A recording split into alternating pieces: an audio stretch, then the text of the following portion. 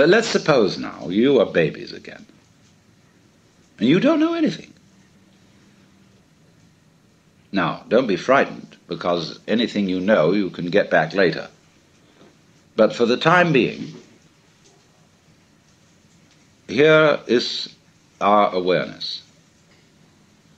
And let's suppose you have no information about this at all and no words for it. And that my talking to you is just a noise.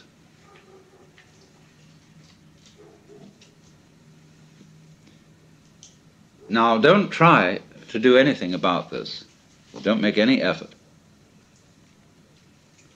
Because naturally, by force of habit, certain tensions remain inside you, and certain ideas and words drift all the time through your mind.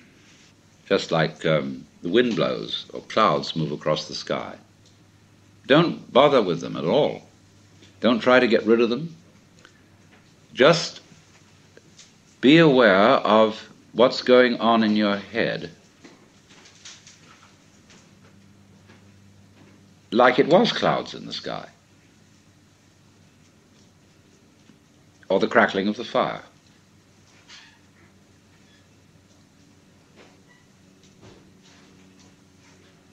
There's no problem to this.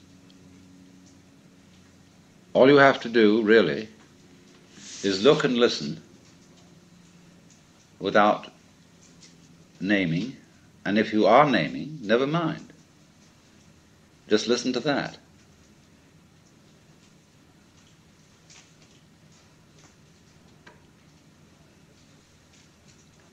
Now, that you can't force anything here, that you can't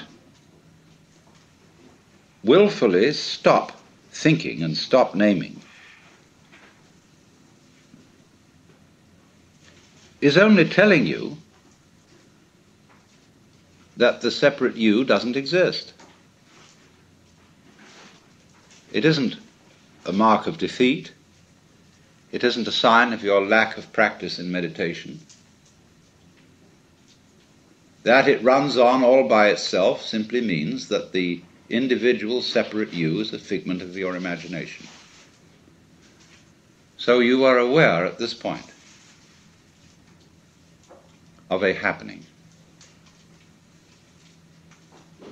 Remember, you don't know anything about the difference between you and it. You haven't been told that. You've no words for the difference between inside and outside, between here and there, and nobody has taught you that what you see out in front of you is either near or far from your eyes. Watch a baby put out a finger to touch the moon.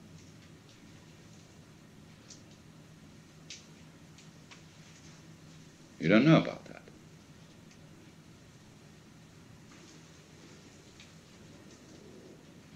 Just, therefore,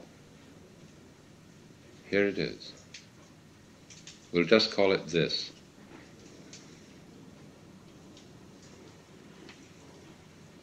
And if you will feel it, the going on, which includes absolutely everything you feel.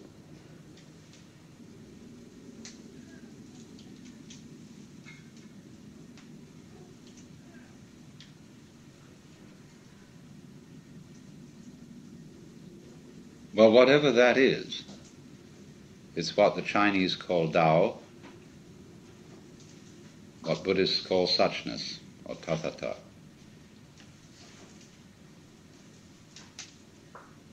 And it's a happening. It doesn't happen to you, because where is that? You, what you call you, is part of the happening, or an aspect of it. It has no parts. It's not like a machine. And it's a little scary, because you'd say, well, who's in control around here? Why should there be anyone?